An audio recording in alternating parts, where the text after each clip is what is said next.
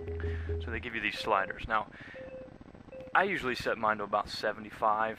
I like having the wheels locked together a little bit, and on a really high horsepower and high torque car, it's good to make sure that they do lock together at some point. But if they're constantly locking together, and you've got a heavy, you've got a lead foot or heavy finger, however you want to say it, then you're going to be spinning out a lot. You're going to be breaking the tires loose constantly. Positrack rear end, for instance. You hit a patch of ice with a Positrack rear end, those two wheels lock together, and all of a sudden you've got, you know, a sled instead of a car. Now on the front differential, I've got the deceleration set all the way down to low. That means that if there's just the slightest change in rotational speed when I'm slowing down of the front wheels, that it's going to try to lock those tires together. And that's not desirable, really. I'm going to change that. I'm going to raise it up to about 15. I want them to slow down somewhat. I mean, to lock together after a small amount of change. I do want them to lock together because if the front wheels lock together on a corner, it's going to help improve or increase my oversteer. In other words, bring the rear of the car out and the front of the car inside on a corner. Understeer is exactly the opposite. You're trying to turn right, let's say, and the car is trying to pull itself to the left, and the front of the vehicle keeps trying to push itself to the outside of the corner. In other words, driving you to the outside of the corner.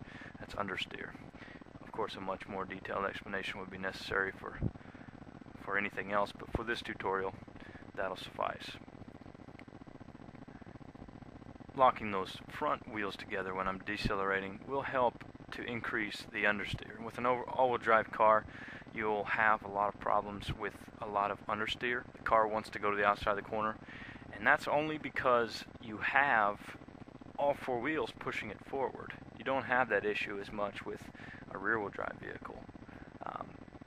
But you also don't have the stability that an all-wheel drive vehicle brings. So you want some of that locking to happen. I'll probably bring it up to about 15 because I don't want them to lock together quite so easily. The acceleration, right about 40-45 where it's set now, is okay. I want them to lock together a bit, but because this car is an all-wheel drive vehicle, I'm not relying on the front quite as much. I don't have to have them locked together quite so easily. Okay, now, if you press Y, you can see the brief description of what they say a differential is and what changing these little sliders is going to do to help, you know, increase your oversteer, or decrease your oversteer, increase your understeer, whatever your desire here, depending on your type of setup and how heavy your car is, etc.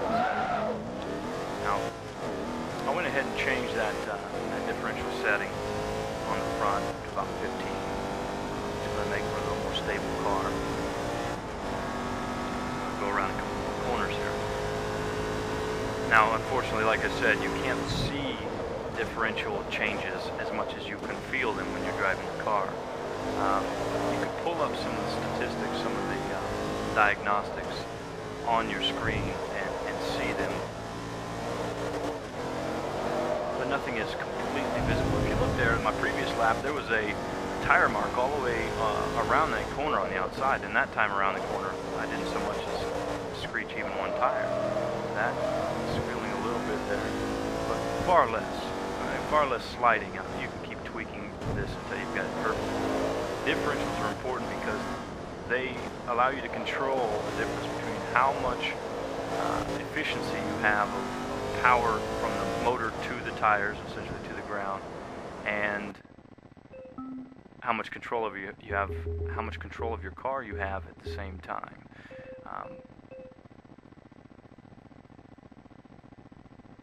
What I'm going to do here is I'm going to show you a little bit of changes on the center differential. Show you the effects that this has. You can make your all-wheel drive vehicle into a front-wheel drive car if you move it all the way to the front. Now it does have a little bit of torque still being run to the other wheels even when you set it to the highest. I'll demonstrate this. This is I've changed my differential all the way up to the front. So the rear wheels essentially are doing nothing.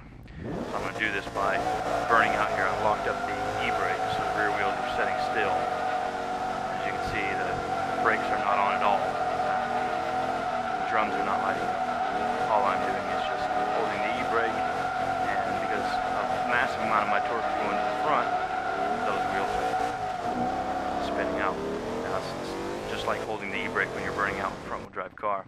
Now I'll switch it over to the rear here and show you what that does. Now I'm changing my center torque. Again, I'm changing my center torque to what the game would represent 100% rear. So 100% front. Now it still allows, like I said, some torque to come out of those wheels, so you'll see the front tires spin a little bit, but I'll demonstrate this by doing some donuts, something you wouldn't be able to do with a front-wheel drive vehicle in this manner. This is still an all-wheel drive car, but with the game's interpretation of 100% rear torque split.